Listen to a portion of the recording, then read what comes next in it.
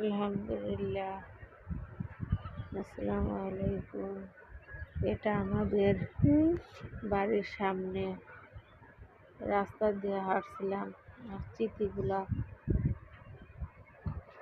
Video করে নিয়ে আসছি। সকালবেলা হাঁটতে বেরিয়েছিলাম। এটা আমাদের বাড়ির সীমানা, এটা আমাদের বাড়ির মাঝখানে।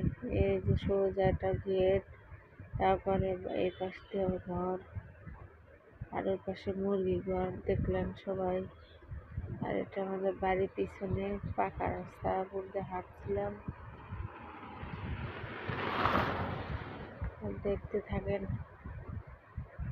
এটা আমাদের বাড়ি